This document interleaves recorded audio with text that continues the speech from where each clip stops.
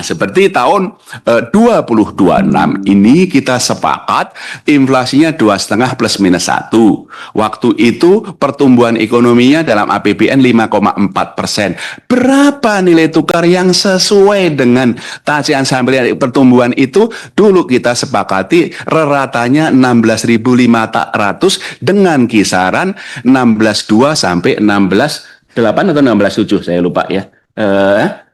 16 batas. Apakah itu menjadi suatu kisaran baru? Kalau itu, makanya tadi jawaban yang singkat kepada Pak Dolvi tadi, nilai fundamental berapa? Average of the year 16.500. Kisaran bawahnya 16,2, kisaran atasnya 16,8. 16,8. Apakah BI yakin akan masuk?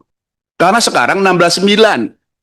Nah, ya, rata ya, year to date ya. 16.900 year to date. Dan pengalaman kami, kalau April, Mei, Juni memang lebih tinggi.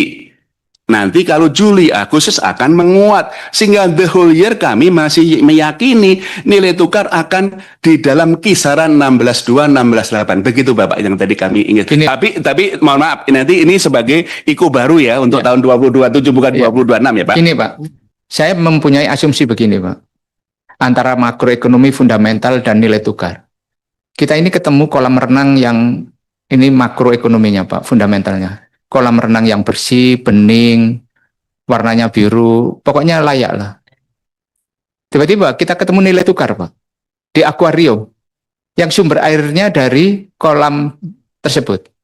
Atau kita ketemu lautan luas yang jernih dan sebagainya, itu fundamental ekonomi kita. Terus kita ketemu kolam renang yang sumbernya dari air laut itu. Terus kita ketemu Pak, kolam renangnya bagus, akuariumnya butek, yang tidak mendasarkan kepada kolam renang yang bersih tersebut. Sementara yang jaga kolam renang kita salahkan, atau yang jaga akuarium yang kita salahkan. Ini yang terjadi Pak. Kolam renangnya bersih, jernih, bagus, akuariumnya yang bersumber dari kolam renang itu airnya keruh, banyak lumutnya, dan lah ini yang terjadi. Ini kan kalau kita Pak. Jadi tadi Bapak mengatakan bahwa ada negara yang menggunakan pendekatan ini, pendekatan itu. Kita membicarakan fundamental. Tadi Bapak bicarakan fundamental, saya juga bicarakan fundamental. Tetapi rupiah pernah dalam sebuah sejarah, fundamental ekonomi kita sedang menghadapi tekanan dan kita sedang mengalami situasi krisis yang sangat dalam. Tahun 99 sampai tahun 98 sampai 99 dalam waktu singkat, rupiah pernah 6.000. Zamannya Pak Habibie. Kita semua orang menghadapi tekanan Pak pada saat itu. Tekanan krisis, di tengah krisis bahkan kita. Rupiah dari nilai yang tertinggi, the highest ever. Dan kemudian turun ke 6.000. Dalam keadaan krisis loh Pak. Terus kita mempunyai BPPN, kemudian terjadi situasi politik dan sebagainya.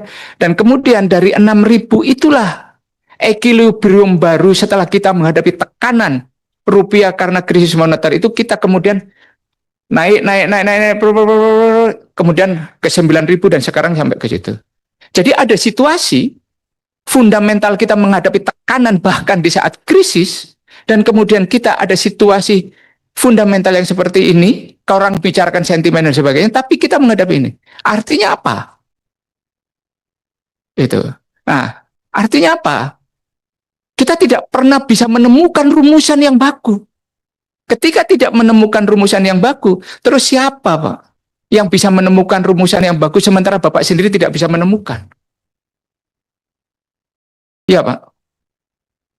Di dalam proses perumusan kebijakan yang diadopsi oleh Indonesia itu sudah ada prosesnya. Berapa sih nilai tukar quote-unquote fundamental? Tadi saya sampaikan sekali lagi, menurut decision making proses di Indonesia yang kita sebut nilai tukar fundamental adalah yang sejalan dengan forecast makroekonomi. Di dalam prosesnya itu dibahas di dalam Banggar dan juga di Komisi 11. Nilai tukar rata yang cocok dengan inflasi, dengan pertumbuhan, dengan mempertimbangkan neraca pembayaran maupun yang macam-macam itu. Jadi kembali lagi ke sana. Nah, monggo kalau ini decision making ini diubah ya monggo, itu kan kesepakatan, itu dibahas di Banggar di sini, dan kemudian sebagai dasar itu kami juga menggunakan itu untuk Ratbi, meskipun di Ratbi kami update perkembangan terbaru kan. Salah juga kan kami kan RAPBN kan dibahas di Mei, Juni, Juli itu ya. Sementara Ratbinya di akhir tahun. Itu yang kemudian menjadi rata nilai tukar dalam satu tahun yang konsisten dengan inflasi, pertumbuhan ekonomi, kredit dan segala macam lah seperti itu. Prosesnya adalah seperti itulah, decision making proses secara nasional yang sudah diakui. Dalam pembahasannya kami juga berkoordinasi dengan pemerintah kan, biasanya dengan Menteri Keuangan, berapa sih pertumbuhannya, berapa sih inflasinya, berapa sih rata nilai tukar rupiahnya, berapa sih yield SBN-nya, itu kan dibahas. Itu adalah suatu kesepakatan nasional yang kemudian kami gunakan waktu kami mengajukan Ratbi. Nah, monggo Pak Ketua, kalau memang penyusunan secara nasional itu mau diubah ya monggo, ini kan kesepakatan nasional seperti itu.